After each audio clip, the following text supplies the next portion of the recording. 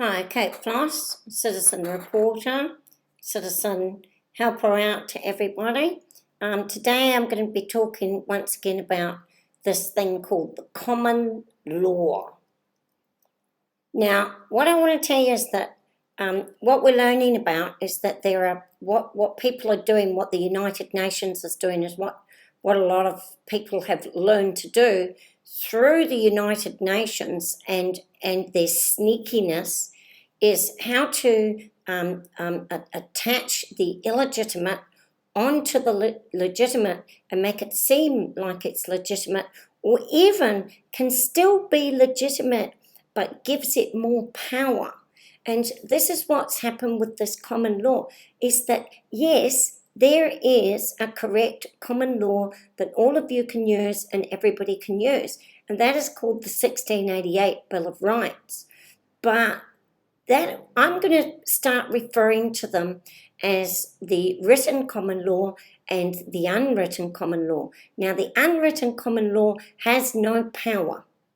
It just doesn't have any power. You can't just go flailing your hands around in the courtroom and say, here's my common law up against all of their hundreds of thousands of written laws. It just isn't going to work. But we do, in fact, have a written common law that we can use in the courts. I'll tell you about that a bit later. But these common law people have caused a lot of problems for people, and a lot of people are losing their lands, going to the prison, and it seems that all these common law advisors are coming out of America. And so I'm saying we need to get a little bit suspicious. Now, what caused me to get suspicious? A lot of people keep sending me these things of these common laws, and I've gone to look at it, and I've wondered why they're doing it and what they can do and what you can get out of it. All I'm seeing is that a lot of people are going to prison, and the common law people, I'm seeing that there have been people that have dedicated 10 to 20 years of their life to this so-called common law, only to get to a point where they have realised that they've been scammed and they've had to walk away with nothing. Now, this has happened time after time, and I'm Kate Floss, and I'm going to start calling it out. Now, I'm not opposed to using the written common law. It has a lot of power.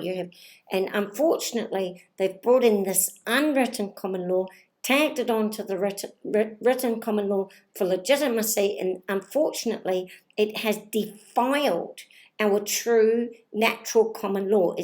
It's glued itself on like a parasite, and it has destroyed the true written common law that we have. So what I want to do is get us back. So what this one, somebody put up this notice today, and they said, hey, it's not the law to have an IRD number. Here is the letter to send to the IRD to give back your IRD number so that you no longer are contracted to the IRD to pay taxes. The more taxes there are, the more the government can borrow and get the country into debt. If you can't download the document, please email me and I'll help you to download this document. Now, I'm not going to go into this document. I don't even know if it's good or not. But all I'm saying is that he has said that you don't need to pay your taxes. And I'm just going to come in here and I'm going to show you why you need to pay your taxes, okay? So I don't think there's any getting out of the taxes. I'm also going to show you your true written common law that does actually have some things in there that you can use for taxes, I think. So another person I'll turn that off. Another person at some point in time had sent me the original guy that all of this began from in America. Now, we're not specifically going to be talking about this guy today because we're talking about taxes. But here is the man called David Wynn Miller. Now, he has set up this syntax grammar where you only use nouns and something like this, and if the law is not written if the law is written in a certain way, they can't beat you in the court, and your name is not your name, and the birth certificate's not your birth certificate, and you can get your allodial land into the pure land, and you don't have to pay taxes. And if you've got employees, you don't have to pay. In New Zealand, it's called PAYE, where you have to pay taxes from the people that you employ. You take the money from them, you send it to the tax department. That's part of your job as a business owner. I don't really understand it myself, but this is what you have to do.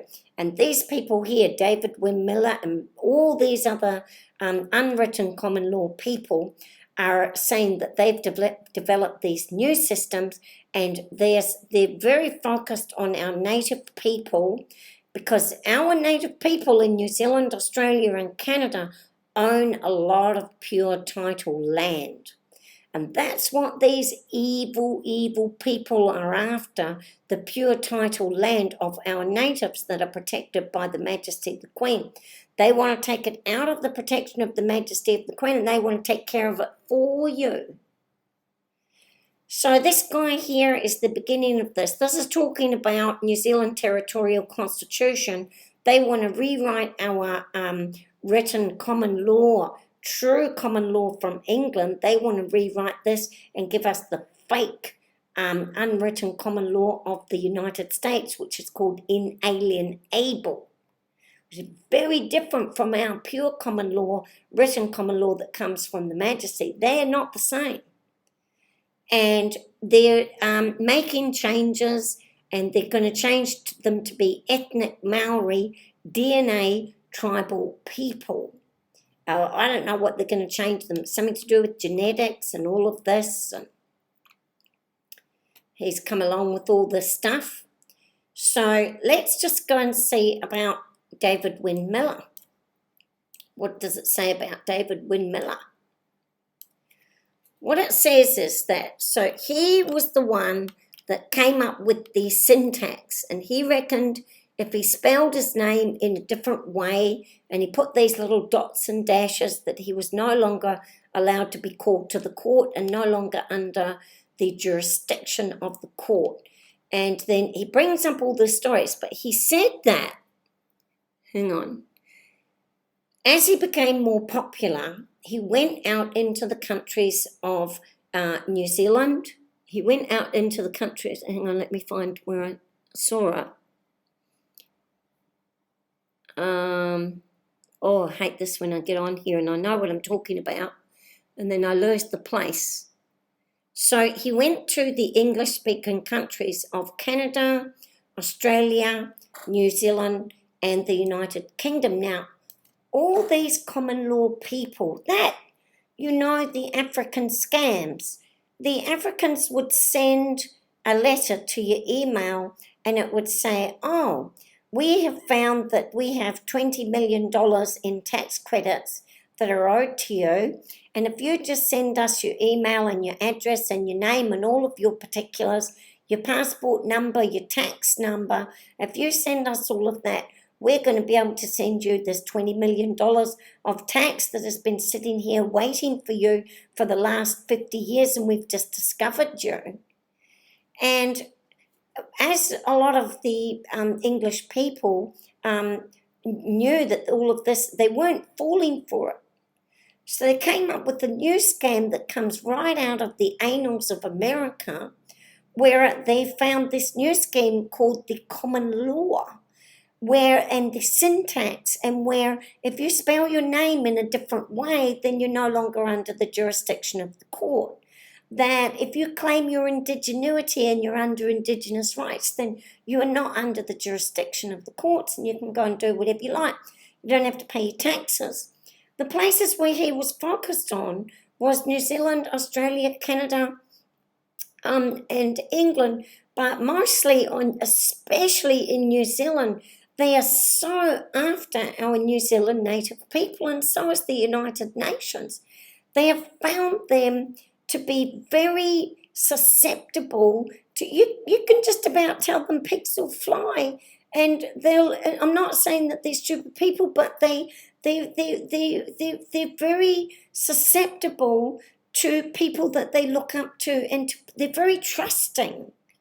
Our native people are extremely trusting, and they get cheated time after time after time out of their lands and out of their pure titles. Well, this common law is having a field day.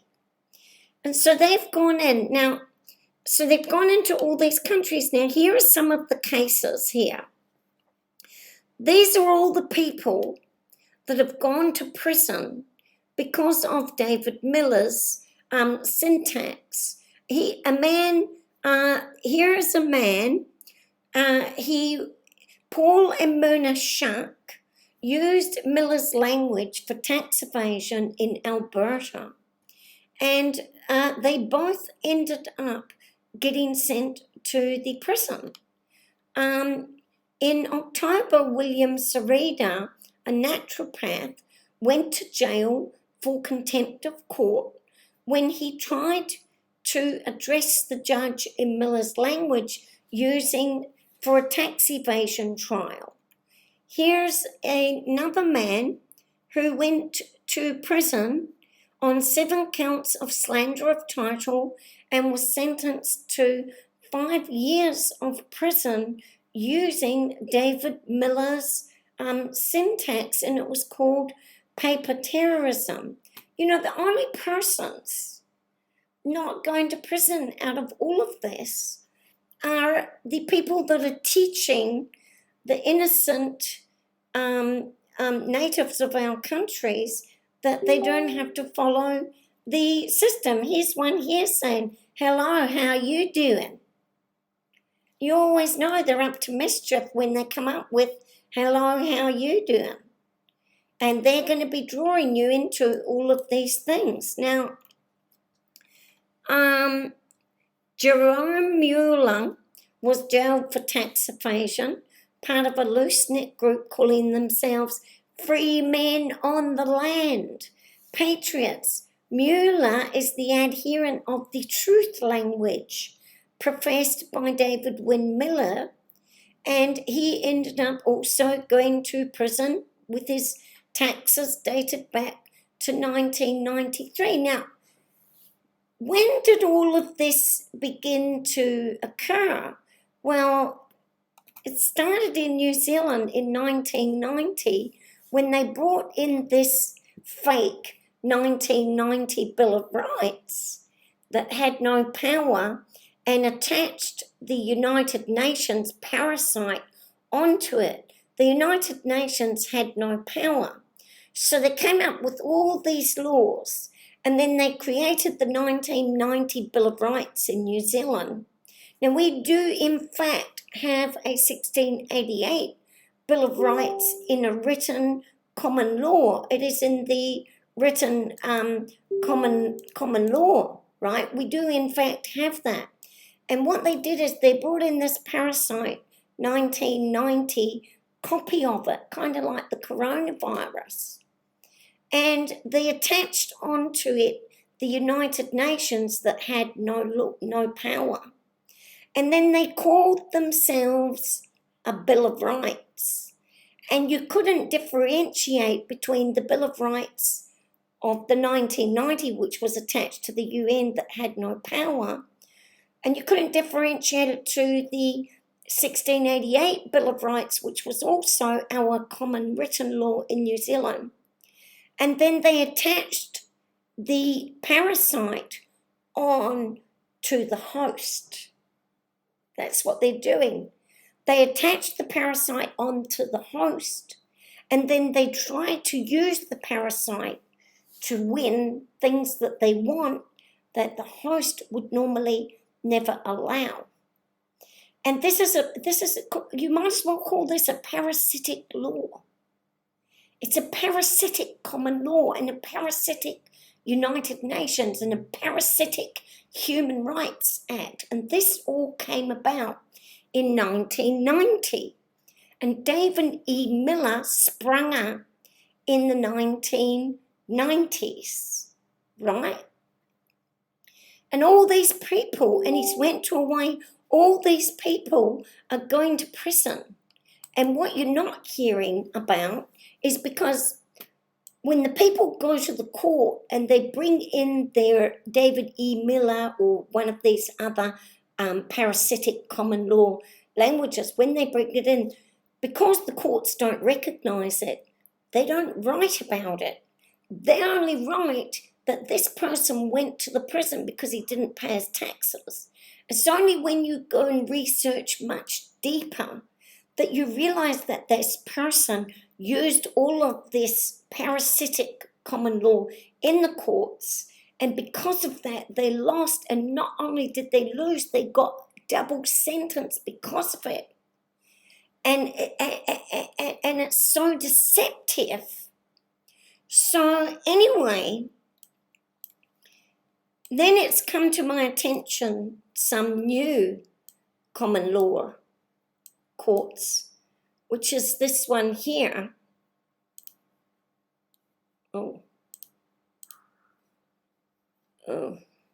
This new common law courts here. And what it says on here is that, okay, I'll just read it for you. So it says on here, the magistrate has decided that your case should be referred to a full court hearing. This is a management hearing, and the person has said, hi all. Wish I could get that out.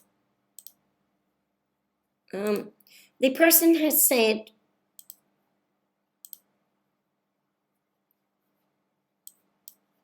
how do I get that out?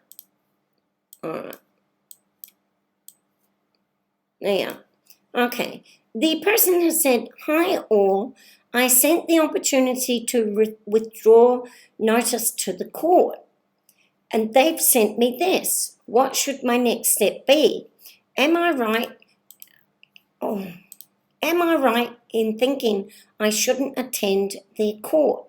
I've already told them the only court that I'd attend would be with a judge and jury of my peers. They're talking about these parasitic courts that we've got a lawyer in New Zealand called Sue Gray, who is actually advising people to go to courts, common law courts, outside of New Zealand, and actually telling them, making them think that the decisions of these courts are binding. And we've actually got people that are rounding up our innocent people and telling them that if they have a common law court, a parasitic common law court in their backyard, that they can pass their own judgments and they no longer need to recognise the written common law courts.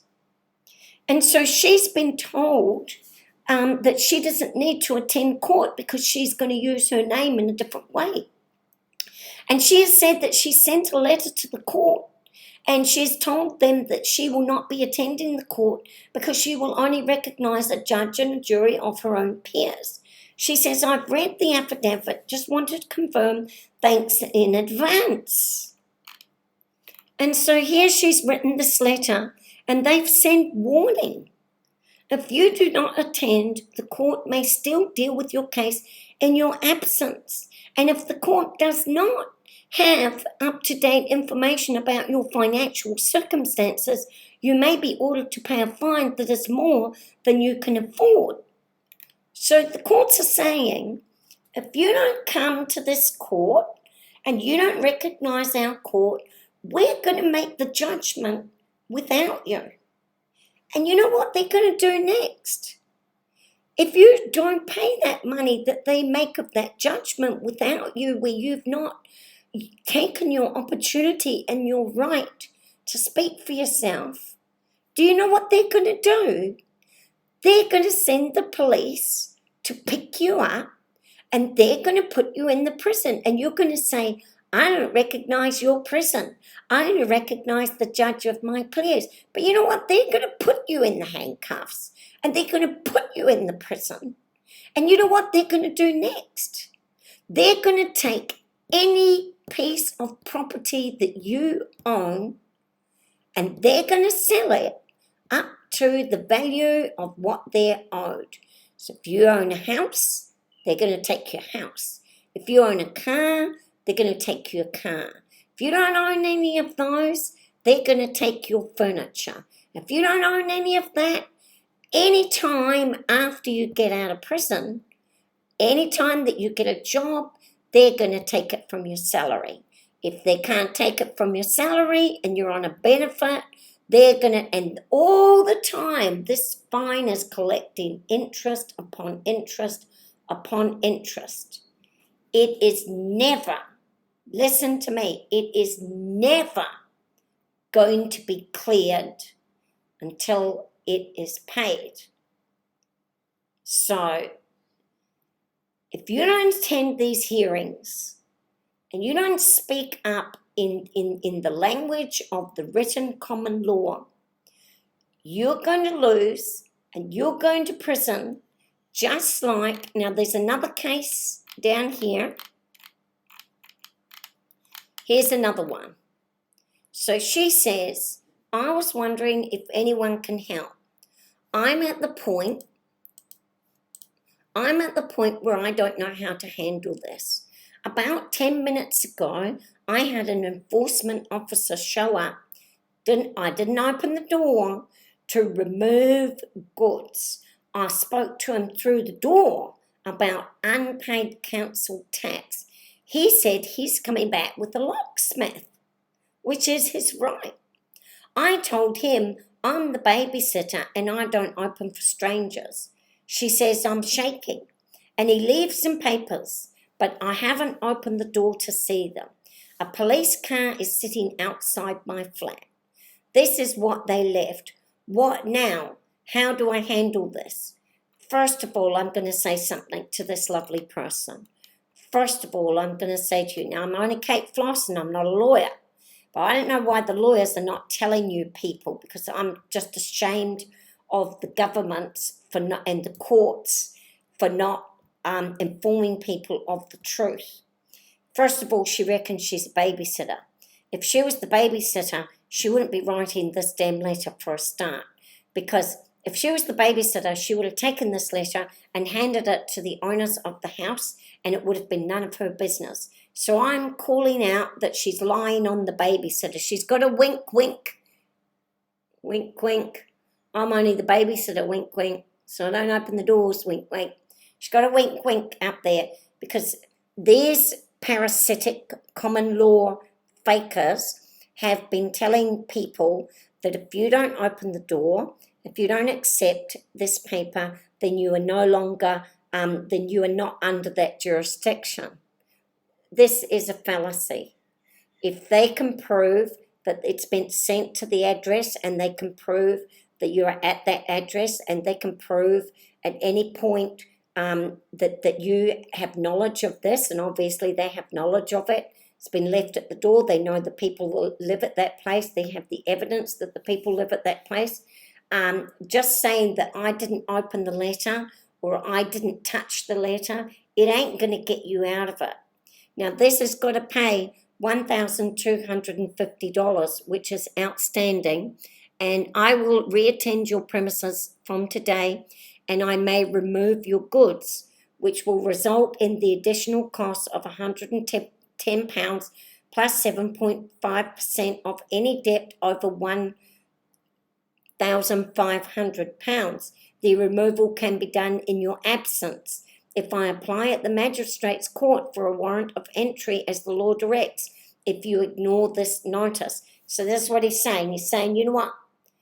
You don't want to take this letter. I'm going to go to the court. I'm going to get my letter from the court, which he will. And he's going to come there when you're not home. They're going to wait for you not to be at home. They're going to unlock the door with the locksmith. They're going to come in. They're going to take what they want. They're going to sell it for the price that they want. And you're going to have to pay this debt. You're going to be very, very upset. There's going to be interest. There's going to be court costs incurs.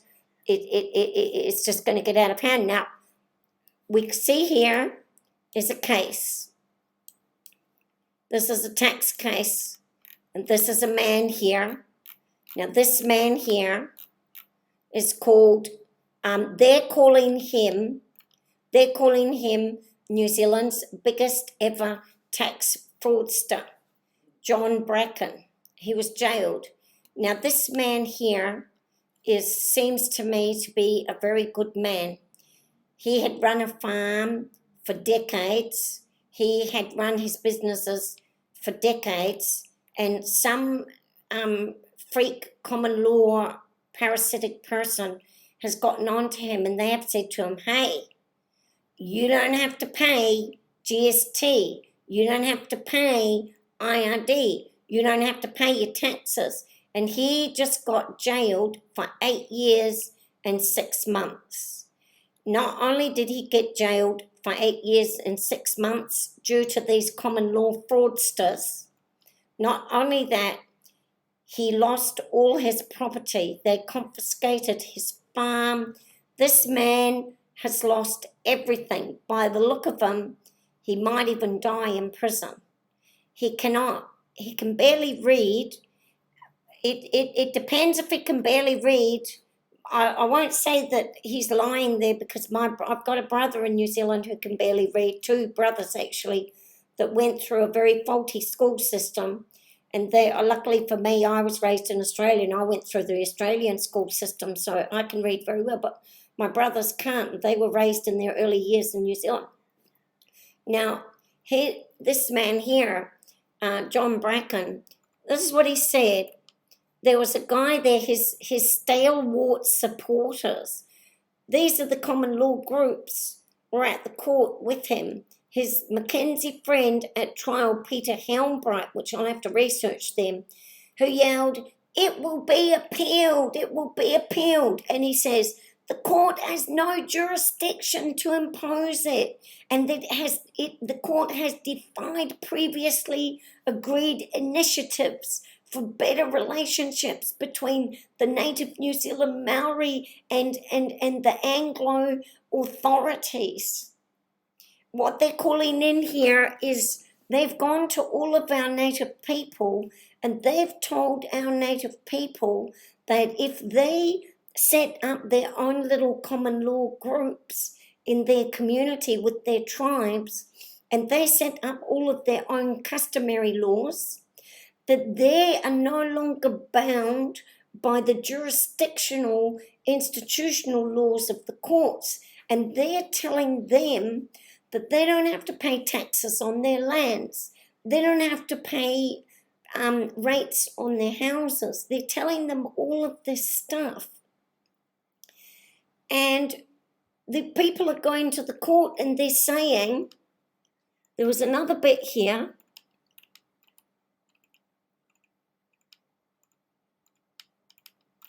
When he made his, I won't call it out here, but when he called out, he said that you would have to go through the hapu, which is the tribe, and their laws before you can convict me. You'd have to go and read. Here he says it here. This is what Bracken says. His wife, who had been allowed to assist Bracken at trial due to literacy problems, and again this morning, said that the court was a compilation of strangers who did not know her husband and were determined to treat him as the corporate entity and not a human being. Well, this is the human rights thing that they're raving on about. She said the court has no jurisdiction to sanction him, and if that needed to happen, then it should go through the hapu, which are the tribal leaders. Now, this man here, bless him, you can see him looking to his wife and looking to these people in the thing that were saying to him all along, you're going to beat this. You don't need to pay your taxes. You don't need to pay on your land. You're not going to be anything because you're under the jurisdiction of the tribal entity of the New Zealand Maori. Oh, my heart is breaking for this man. 8 years in prison, the loss of all of his land, everything he owns has been taken and sold, and all the people that made the $17 million off of him, do you know what? They've all run because everything was done in his name. And they all did a runner with all the money. Not a penny has been gotten back, and they've sold this man's farm to pay the taxes that all of these people took part. There was 17 million, and I don't believe that he got it. He may have got 3 or 4 million, but who got the other 11 or 12 million? I wonder if his wife's a Maori. I wonder how long he was married. And he was just taken for a ride. Very sad story here. Person after person after person are going to prison because of these parasitic common law, and the United Nations has got a lot to answer for here. The United Nations is, in my opinion, behind all of this and stepping back and watching these people fall. Now, you have to obey the courts.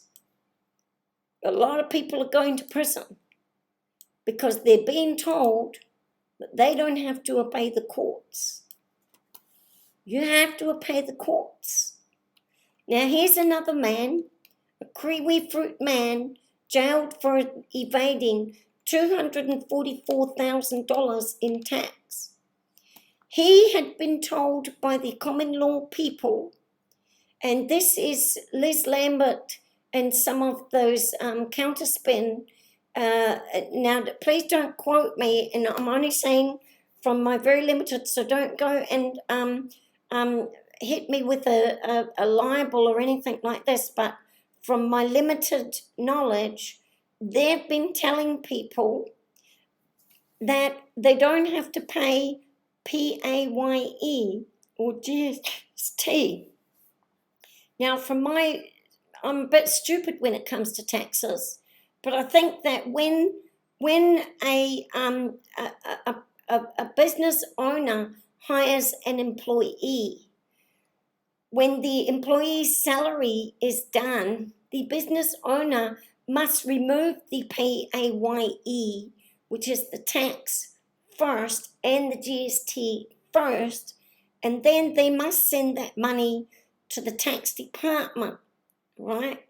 And we've got these common law people that are saying that they can go to their employer and tell their employer that and write their employer a letter telling their employer that they are no longer under the jurisdiction of the government, they're under the jurisdiction of their tribal leaders, and that they are exempted from paying GST and PAYE. And they're telling their employees to pay that money directly to them. When you get a lovely man like John David Pongi, who's 46, and who has absolutely, even I don't have any understanding of this common law bullshit. Common law bullshit. He's doing what these people are telling him to do, and he has stopped paying the PAYE on his employees. He stopped paying the GST on his employees, and he's giving some to them and keeping a little backhander for himself. This man, and he has said that the kiwi fruit, he failed to deduct the PAYE or file PAYE returns from 2006 to 2008. He failed to register his company as a kiwi fruit company because these common law groups had told him that he didn't need to because he was a native person. So therefore he was under common law, and he didn't have to pay. And while he was engaged in the contracts for the invoices to the orchardist for the work and paid his employees, he stopped paying all of that. Pongi told the IRD he knew he owed the money, but he said there were no margins in the kiwi fruit industry and he felt that they should be exempt from paying taxes. He claimed that he thought his withholding tax, never mind about that, but this is just here where he is thinking that because he's running a farm that is under his indigenous lands and his pure title lands, and he's running this farm, people have been telling him that he doesn't need to pay taxes for his employees. Now, this is an outright lie, and you've got to pay. And if you don't pay, you're going to go to prison, and you're going to lose your lands, and you're going to lose your house. We've also got another lovely person, Delupa Rupa. He was told that he didn't have to pay his rates on his houses because he said he was living under the living man and the freedom of living man. And he hasn't paid his rates. He's in a family business. His whole family is invested in these houses and in these businesses. It's not only him, but he has told his family, hey, we don't need to pay any of these rates. And he got the bill up to $350,000, and they've said, right, we're coming in and we're claiming these properties now. It's not even going to matter if he pays the $350, because what he should have paid was around about $50,000 that has increased to $350,000. His whole family's going to have to pay this. So I'm just saying to all of you to listen to me. I'm not saying that that these parasitic common law people are not correct, but I'm saying that at the present time, you're still going to go to prison if you don't obey the courts for the present time. Now, we can go to our 1688, which is your true common law, your written common law. And here is your true common law. Now, America can't, American thinks that they can't go to this, but they actually can, because they've used the cruel and unusual punishments several times in court rulings to get out of the death penalty. And so it can be used in America, and these are your true common law rights. And there are common law rights here that the king, moment, I'll tell you what he was doing. Should be, moment, excessive bail.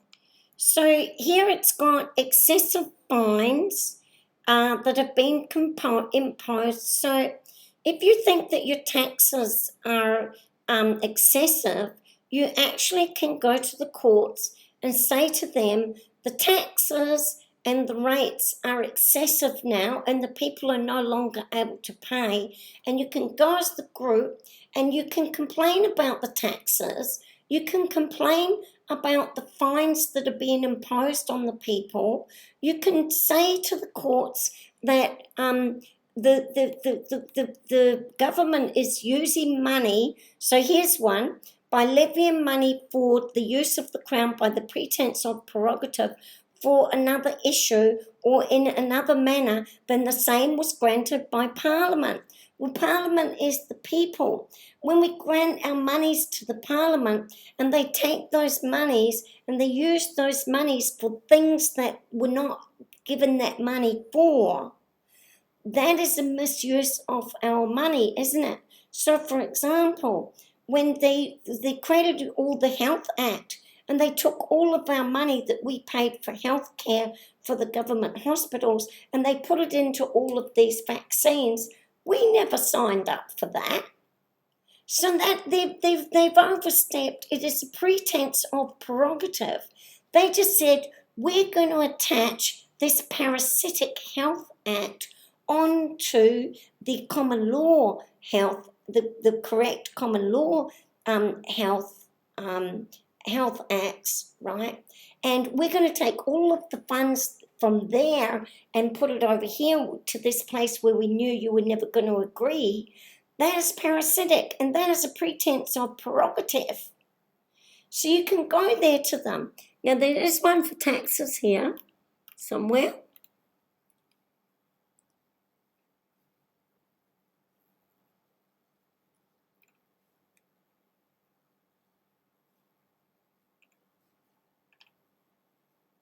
Levying the money for the use of the crown by the pretense, yeah. And I think you could just use it.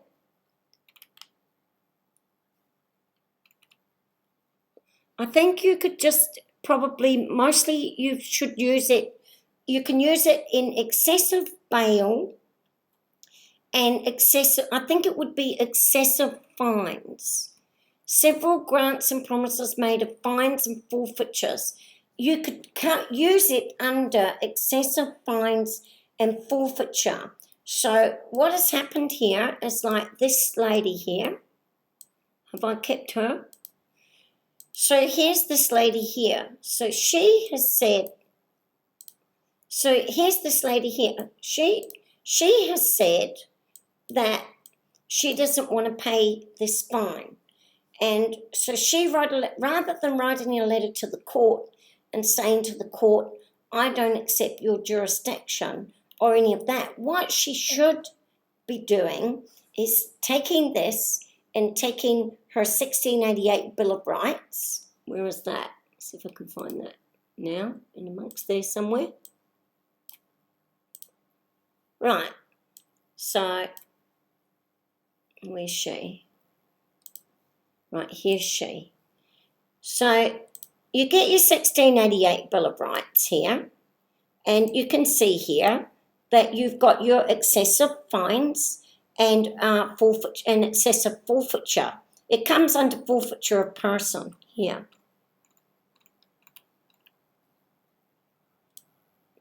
So we've got grants and promises of fines and forfeitures of particular persons without conviction are illegal and void. But as you see here, she has had a conviction, all right? But what she could have done is at the time that they were trying to convict her, she could have taken this to court and she could have said, hey, under my common law right, my true common law right, I believe that this is an excessive fine and an excessive forfeiture of my person. That's what she could have done.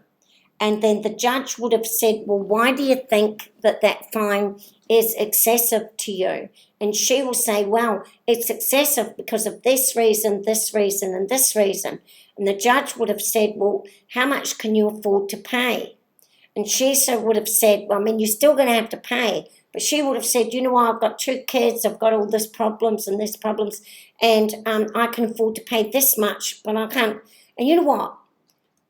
Under your true common law, the true judge in the common law court is permitted to reduce your fine, remove all of your court case, send a letter to the tax office and say to them they're not allowed to take your house because it's too much and you can't afford it. And what you can also do is get a class action together and say, hey, because my brother was saying to me, saying, you know what, my rates for my house are like $4,000 a year. And he's saying, that's $400 a month. And he's saying, I can't afford to pay rates anymore. I'm going to lose my house. These are excessive fines. If you all got your common law, your true written common law, not this parasitic common law that is fake, and if you did actually go to the court and complain to the court about the rates, I've got another friend who's in a village and they have to pay money to the village for the services in the village, and it's excessive. It's extremely excessive. And he's thinking that he has to go to the tenancy tribunal, and I'm saying, no, you don't. You don't have to go to a tenancy tribunal because this comes under your written common law right, and you can go directly to the High Court and you can get a declaration, a proper declaration, a declaration that has power. So getting these declarations in a backyard, it ain't going to help you. They're going to come with the locksmith and they're going to open up your door and they're going to take everything that you have and they're going to throw you out on your ear. So I'm saying to all of you people, that man is always on my mind. 8 years in prison and the loss of everything he owns. That man, those two men, they're only two of many. Those two lovely men here, this lovely man, Pongi, John David Pongi, he's lost everything because of this. He's lost his business. I don't know if he was sent to prison. He's sent to prison for 2 years. Probably never been in prison in his freaking life. He was sent to prison for 2 years. He's lost his business. He's lost all that money that he's had to pay back. And all those people that went to him with their crappy common law letters and said, hey, we don't need to pay our PAYE tax. We don't need to pay it.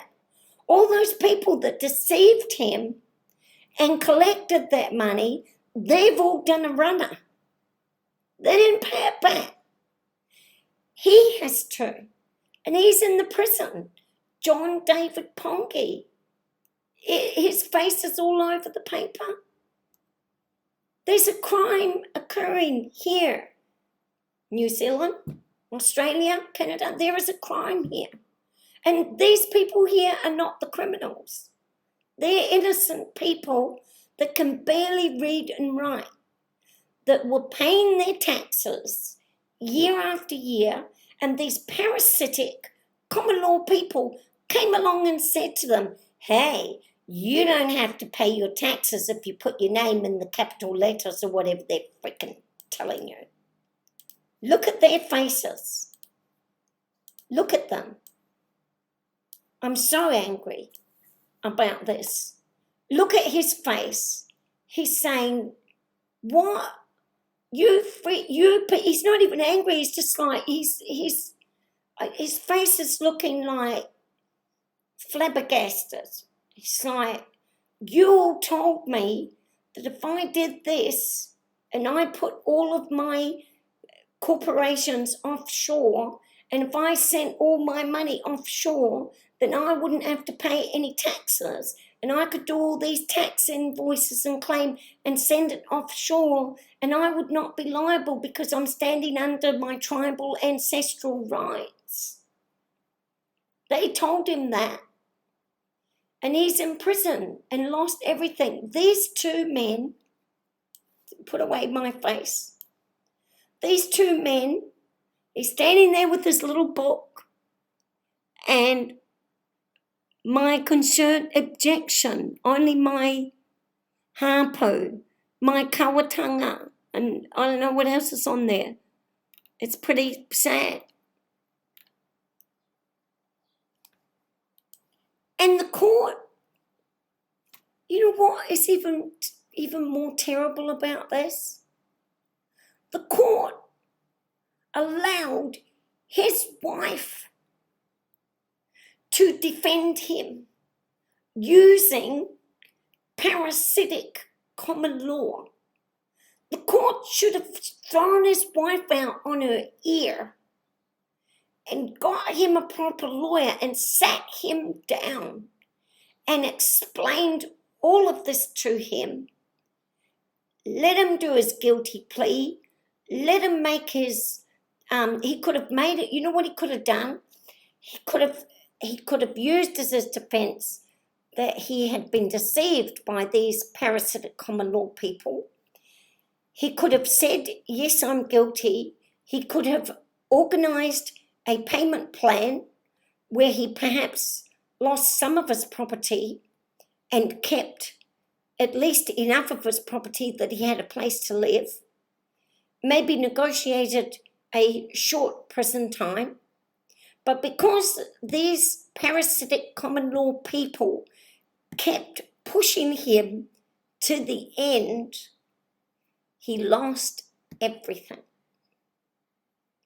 So this is a serious, serious thing. I don't know why the New Zealand governments are not cracking down on all of these people that are creating these fake jurisdictions and telling people that they don't have to follow the law.